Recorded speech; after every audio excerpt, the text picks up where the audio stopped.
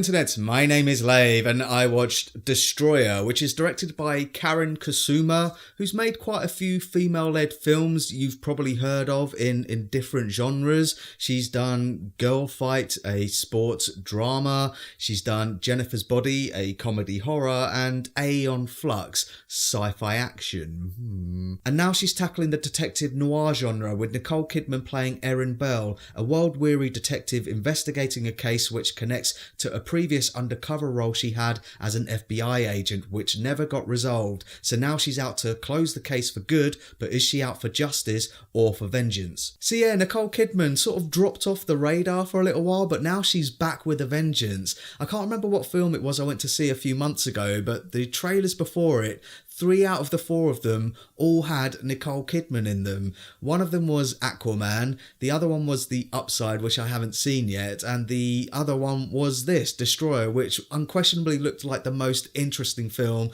out of all of them, which promised to deliver a role that we've never seen Nicole Kidman tackle before, and it's true. It's really nice to see her play a character with some grit. Her detective is full of the usual cliches. She's a loner, a loose cannon, a drunk with a checkered past, and that history has taken a toll on her. It's written all over her face with some great subtle aging makeup and a really great physical performance from her. The way she walks and talks just isn't Nicole Kidman. Plot-wise, it's actually a fairly simple, straightforward story, but to make it more compelling, they've adopted a similar approach as True Detective, the TV series. I'm a series into that and I really enjoyed the first one. I've heard the second series isn't so good, but for those who haven't seen it, what they do is they tell kind of 2 stories happening concurrently with stuff happening in the present day and then flashing back to them as younger detectives. And this is doing exactly the same thing.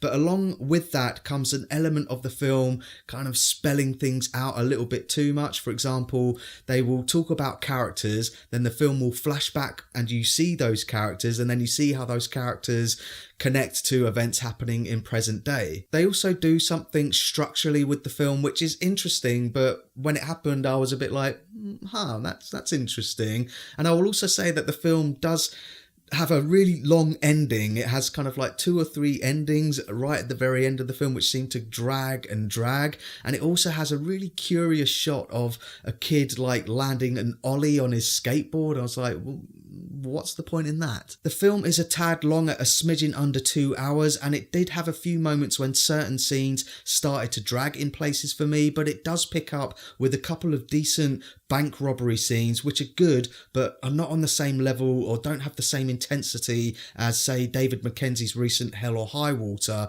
or even Michael Mann's Heat, who I definitely think the director is tipping her hat to. It does have a Heat type vibe to it in the bank robbery scenes, and there's also a kind of shot-for-shot remake like in Collateral when the character is looking out and he sees that dog or that fox walking in the street. There's a very similar scene in this. I don't want to sound like I'm coming down too hard on this film because I do think it is a good movie. I did enjoy it. I think it's one of those films that you might kind of randomly pick up on Netflix and be like, oh, what's this? Oh, that was actually pretty good. But as a cinema experience, I thought it was solid. It's okay. I enjoyed the novelty of seeing Nicole Kidman taking on a role like this, and I think the director does have a good understanding of the tropes and cliches. Like, there is a saying, it's not a cliche if you know it's a cliche, and I think she has a lot of fun in that area, but I wish she could have been a bit more subtle at times. There are certain lines of dialogue which I thought, oh, that's a bit corny, and little nitpicky moments in there which made me think, like one moment a guy gets shot and he kind of casually goes, I'm hit. I'm hit.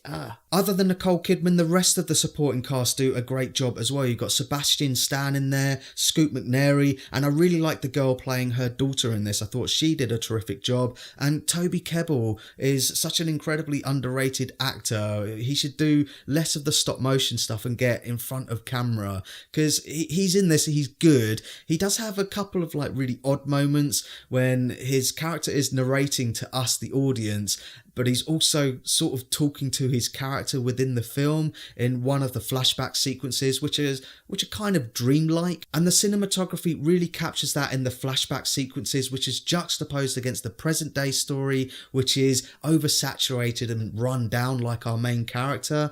And the soundtrack is good. I like the fact that they give a shout out to Dire Straits. I like Dire Straits, so that's cool. I know it sounds like I've ragged a lot on this film, but it did get hyped up before going into this. I think the selling point is Nicole Kidman and this transformative role, and it is. The detective story is like True Detective. It's good, it knows the cliches, but I just think it's something that I would have expected to see on TV as opposed to seeing in the cinema. So that's my thoughts on Destroyer, and pause the video if you want to take a closer look at my enjoyment tracker now. Again, it's a really solid, watchable movie. I think if you like True Detective Season 1, then you will like this, but then I think True Detective Season 1 is better than this. And also, this is a weekend where we've got Vice coming out and Beautiful Boy, which I think are better films, but still, if you've already seen them, then absolutely check this one out. It's okay. So thanks very much for watching this review. If you've seen it, let me know what you thought down in the comments. And as always, thank you for watching. I really do appreciate it. If you can, give this video a like, and don't forget to share the Lave.